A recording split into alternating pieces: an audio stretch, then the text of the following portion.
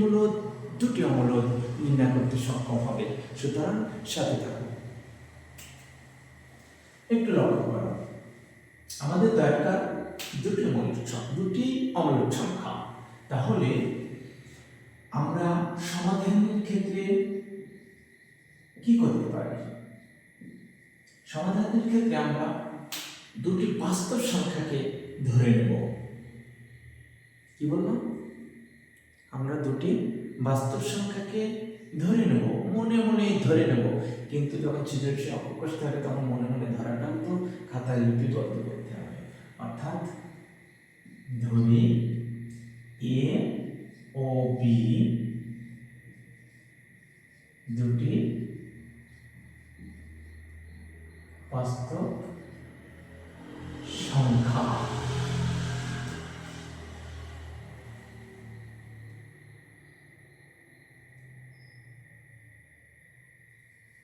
যা 1.2 এবং 1.3 এর মাঝে অবস্থিত।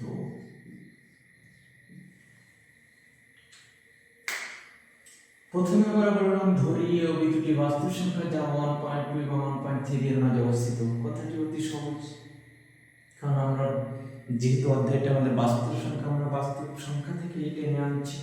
আমরা বাস্তব সংখ্যা থেকে যখন টেনে আনছি তখন আমরা এ ও বি কে বাস্তব সংখ্যা বলে পরিচিত করে দিচ্ছি। কিন্তু একসময় বিচার বিশ্লেষণ ব্যাখ্যা সবকিছু মিলিয়ে ওই এ ও বি এর মান দুটোকে আমরা ওই নির্ণীত অমূলদ সংখ্যায় পরিণত করে দেব। এখন এ সমান এক সংখ্যা তুমি বিবেচনা করো। সংখ্যা তোমরা যদি আরেকটু লক্ষ্য করো তাহলে খেয়াল করো 1.2 1.3 এর মাঝে কয়টি অমূলদ সংখ্যা আছে? আমার প্রশ্ন তোমাদের কাছে, কয়টি অমূলদ সংখ্যা আছে? তোমরা যদি একটু বিচার একটু বিশ্লেষণ না করে প্রশ্নের উত্তর দাও তাহলে আমার মনে হয় তোমরা বলে ফেলবে দুইটি আছে, কেউ বলবে একটি আছে, কেউ বলবে তিনটি আছে, কেউ বলবে পাঁচটি আছে, কেউ বলবে 10টি আছে। উত্তর, যেহেতু এখন তোমরা এসএসসি পরীক্ষার্থী, সুতরাং উত্তর অনেকেরই সঠিক হবে। কিন্তু তারপরেও যারা মাঝারি, যারা দুর্বল ছাত্র, তারা এখনো ভুল করবে। তারা এখনো ওই দুইটি আছে, একটি আছে, তিনটি আছে, চারটি আছে, পাঁচটি আছে এই কথাগুলোই বলে যাবে। কিন্তু আসলে তা নয়। 1.2 1.3 এর মাঝে কোটি কোটি সংখ্যা আছে। আমরা যদি একটু বিচার বিশ্লেষণ করি, কোটি কোটি সংখ্যা আছে। তোমার কাছে প্রশ্ন আসতে পারে এতটুক সংখ্যার মাঝে এই দুই সংখ্যার মাঝখানের দূরত্ব তো খুব বেশি না, মাঝখানের পার্থক্য তো খুব বেশি না, মাঝখানের পার্থক্য অনলি 0.1। কত পার্থক্য? অনলি 0.1। এই অনলি 0.1 এর মাঝে কেন, কিভাবে, কি করে কোটি কোটি সংখ্যা বিদ্যমান থাকে?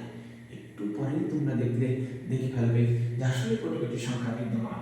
এর সমান আমরা যে 1.2 এবং 1.3 এর মাঝে দুটি অমূলদ সংখ্যার কথা আমাদের প্রশ্নে বলা আছে, কিন্তু এর সমান আমরা একটা উত্তর, একটা সংখ্যা আমরা নিজের থেকে বুঝে তৈরি করব। কিন্তু সংখ্যাটি হতে হবে কি? আচ্ছা, যদি 1 এবং 1.2 এবং 1.3 এর মাঝের সংখ্যা তৈরি করতে হয় তাহলে নিশ্চিত 1.2 অপেক্ষা সংখ্যাটি বড় হবে এবং 1.3 অপেক্ষা সংখ্যাটি ছোট হবে। তবেই এদের মাঝে দুটি সংখ্যা তৈরি হবে। তাহলে যেহেতু 1.2 অপেক্ষা বড় হতে হবে, সুতরাং আমরা 1.2 কে এই মুহূর্তে ব্যবহার করতে পারি। যদি এর সাথে যে কোনো একটা সংখ্যা দিই তাহলে নিশ্চিত 1.2 এর চেয়ে বড় হয়ে যাবে।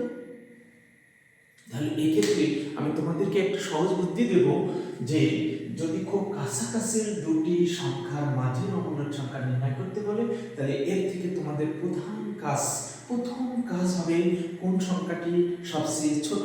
তাহলে ছোট সংখ্যাটি তুমি নির্ধারণ করার পরে প্রথম সংখ্যাটি তৈরি করার সময় ছোট সংখ্যাটি বসাও।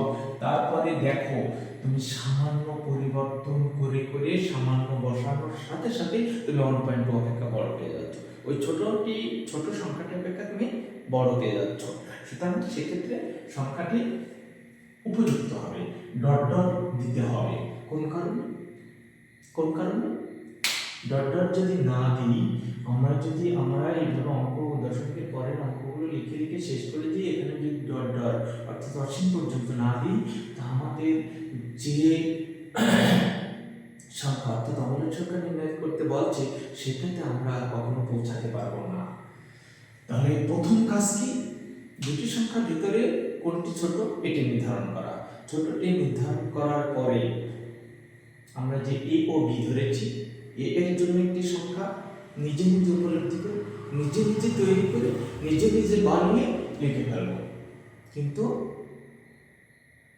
মানে চিন্তা করতে হবে যে সংখ্যাটা আমি লিখবো সেটি যেন কখনোই 1.2 অর্থাৎ ছোট সংখ্যাটি অপেক্ষা ছোট না হয়ে যায়, বড় সংখ্যাটি অপেক্ষা বড় না হয়ে যায়। এবার শর্তটাকে আমরা এখানে লিখে দেব, যে যেখানে এই যে এর মান আমরা লিখলাম এর, সেই এটা কি? সেই এটা হলো 1.2 অপেক্ষা বড় এবং 1.3 অপেক্ষা ছোট। তাহলে এর একটা মান আমরা পেয়ে গেলাম। আচ্ছা বি, তোমাদের কাছে এবার আমি চাইবো যে তোমরা তৈরি করে দাও। তোমরা খেয়াল করে দেখো যে 1.2 বসিয়েছিলাম, সেখানে 0 1 0 0 1 3 2 0 1 ডট ডট দিয়েছি, একটা সংখ্যা তৈরি হয়ে গেছে।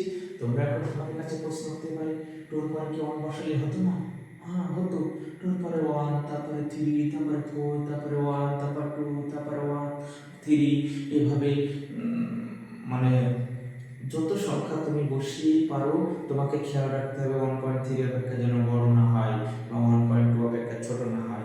তা যেহেতু আমরা ছোট সংখ্যাটি প্রথমেই বসিয়েছি, তার সাথে কিছু অঙ্ক যুক্ত করছি, সুতরাং এক্ষেত্রে ছোট সংখ্যাটি অপেক্ষা ছোট হওয়ার কোনো সম্ভাবনা নেই।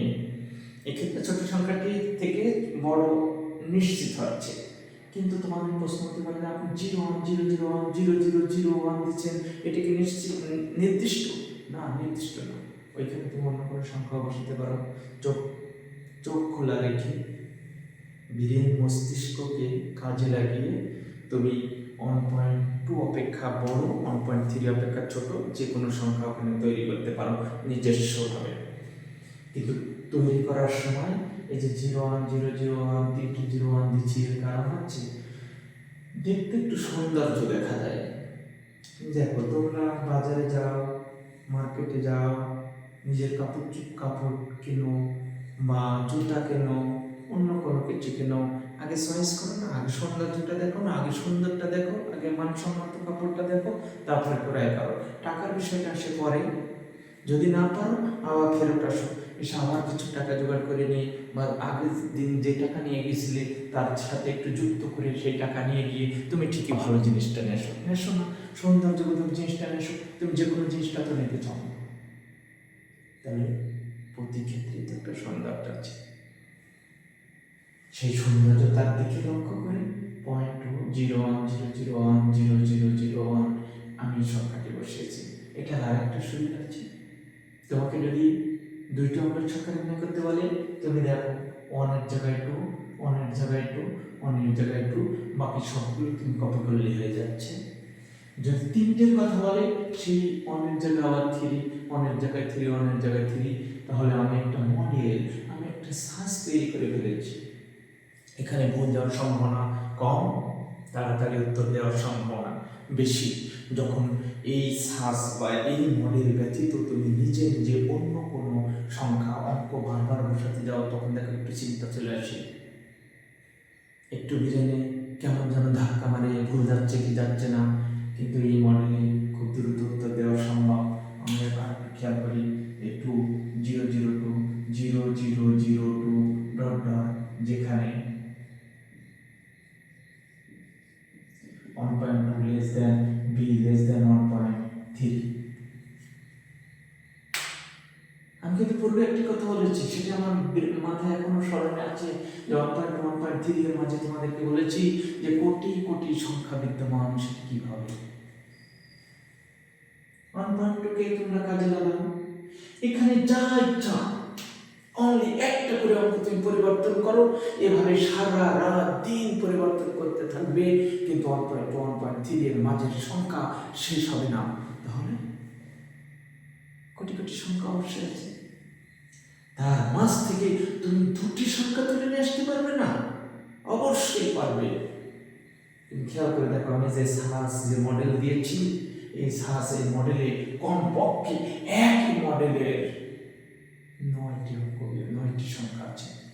2 জায়গায় 3, 3 জায়গায় 4, 4 জায়গায় 5, 5 জায়গায় 6, 6 জায়গায় 7, 7 জায়গায় 8, 8 জায়গায় 9 দেওয়ার সাথে সাথে অনায়াসে 9টি অঙ্ক তৈরি হয়ে যাচ্ছে।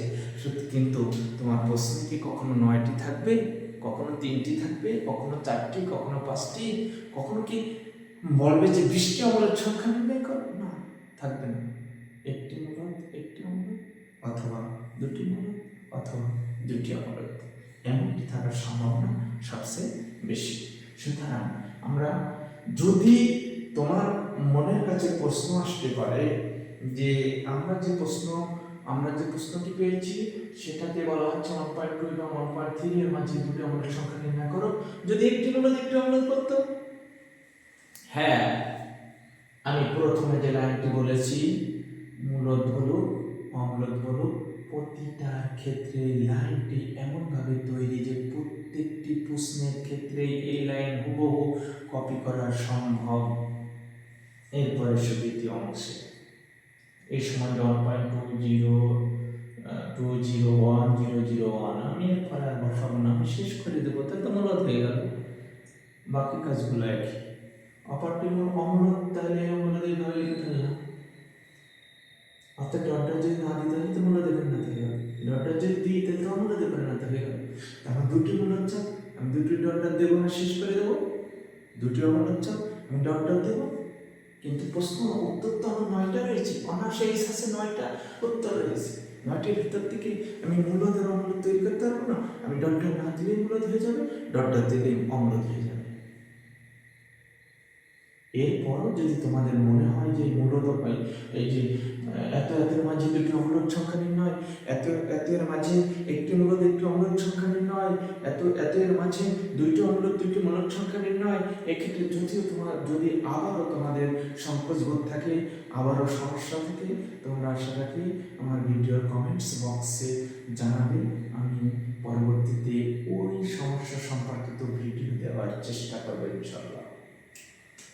এবার আসি, এ পর্যন্ত কি উত্তর শেষ? না। এই যে a সমান একটি সংখ্যা আমরা তৈরি করেছি, b সমান একটি সংখ্যা আমরা তৈরি করেছি, এই a সমান b সমান সংখ্যাটিকে যুক্তিভাবে আমাদেরকে অমূলদ সংখ্যাতে নিয়ে যেতে হবে, তারপর আমরা এটা অ্যান্সার হিসেবে লিখতে পারবো। যৌক্তিকতায় আসি যে এখানে স্পষ্টত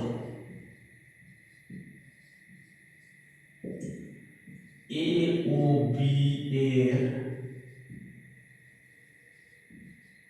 মান দুটি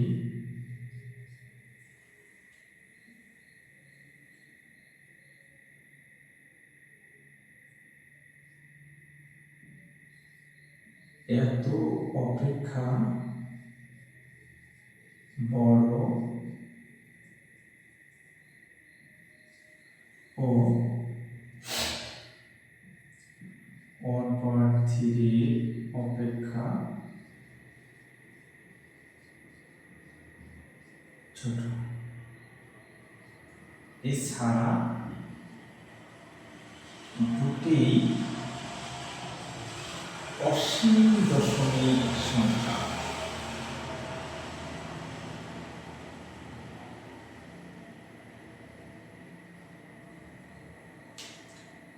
তাহলে আমরা কি বললাম, এখানে স্পষ্টত এর মান দুটি 1.2 অপেক্ষা বড় এবং 1.3 অপেক্ষা ছোট। এছাড়া দুটি অসীম দশমিক সংখ্যা অথবা দুটি মান অসীম দশমিক সংখ্যা। সুতরাং অমূলদ সংখ্যার বৈশিষ্ট্য মতে এ ও বি এর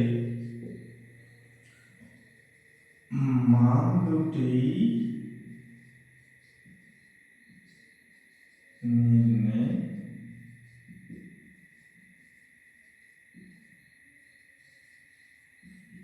অমূলক সংখ্যা। আমাদের তো শেষ। তোমরা একটু খেয়াল করো কতটুকু লিখেছি।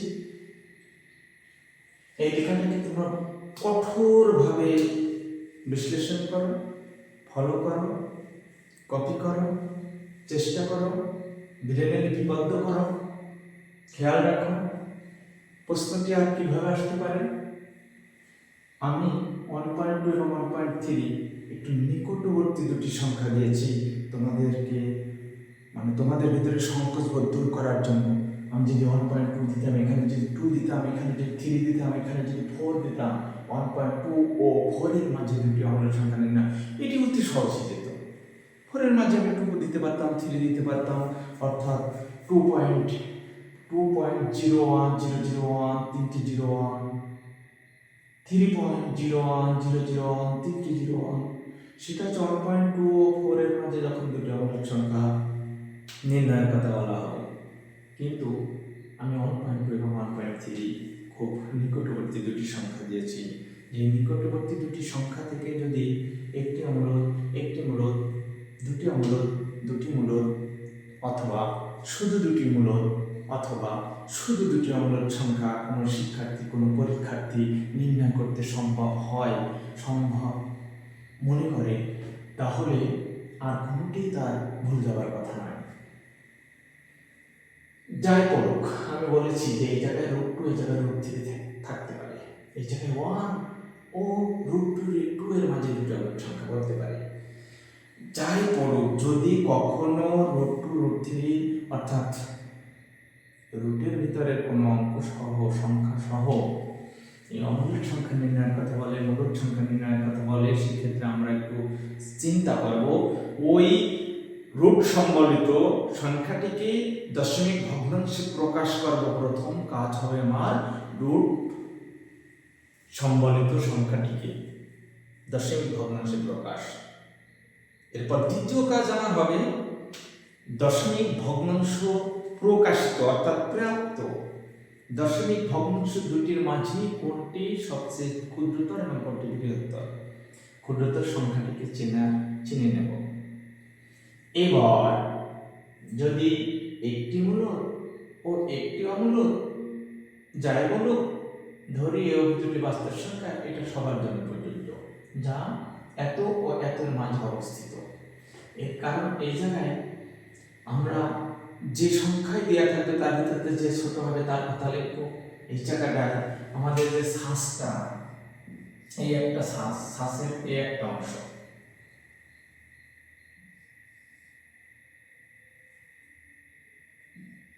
এই একটা অংশ, এই একটা অংশ, আমরা যদি শ্বাস তৈরি করি,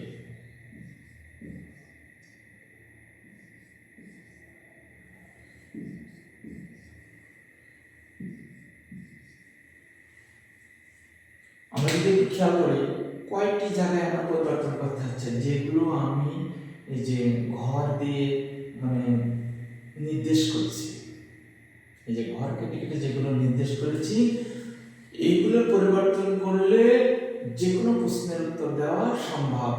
প্রথম অংশে এগুলি দুটি বাস্তব সংখ্যা, যা আমার যে দুটি সংখ্যা দেওয়া থাকবে তার ভিতরে ছোট সংখ্যাটি প্রথম, বড় সংখ্যাটি দ্বিতীয়, লিখলে প্রথমটুকু লেখা শেষ। এখন বলে এর সমান b1। আমি বলেছি যদি মূলক নির্ণয় করতে বলে তাহলে আমরা ডট শুধু দেব না।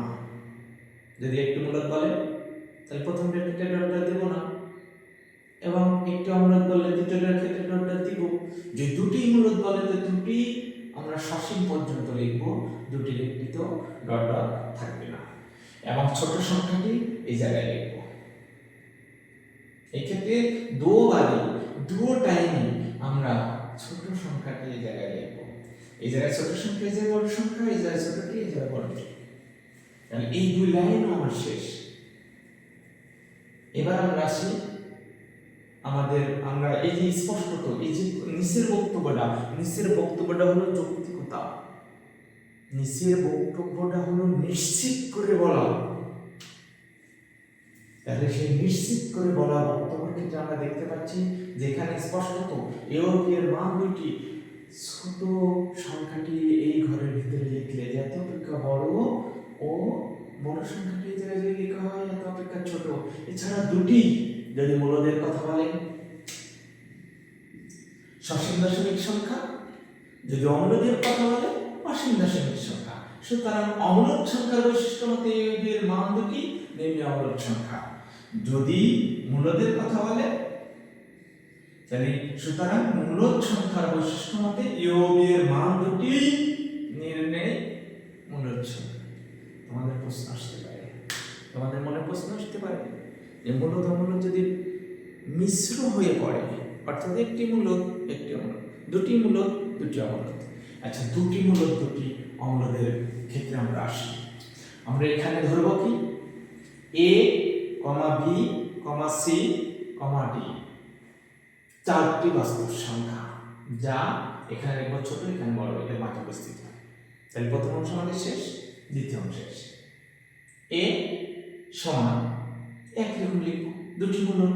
তাহলে আমরা প্রথম এ আর বি, এই যে ছোটটা দেবো পরে 0 1 0 0 1 তিনটে 0 1 দিয়ে ডটটা দিব না, এই জন্য ডটটা দিব না। যে ডটটা না দেওয়ার ফলে আমরা এ আর বি দুটো মূলদের আর এই পাশের যে শর্তটা তো একই, শুধু ছোট বড় শর্তটা একই। ডটটা প্রথম দুটো ডটটা দিব না। আর দ্বিতীয় সি এবং ডি সেখানেও একইভাবে লিখবো, শুধু 2 জায়গায় 3 2 জায়গায় 3 2 জায়গায় 3। ডি এর ক্ষেত্রে লিখবো 2 জায়গায় 4 2 জায়গায় 4 2 জায়গায় 4। আমি তো বলেছি এই মডেলটা এই সাজটাকে যদি কপি করো, এটাই যদি ব্যবহার করো, তুমি 9টা পাচ্ছ।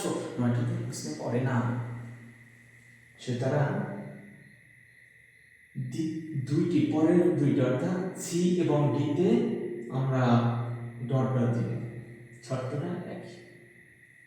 এখানে বি পরে লিখছি, তারপর ডি, তারপর লিখবো এখানে স্পষ্ট এ ও বি এর মান দুটি এত অপেক্ষা বড় এত অপেক্ষা ছোট এবং সসীম দশমিক সংখ্যা নাড়ি দিব।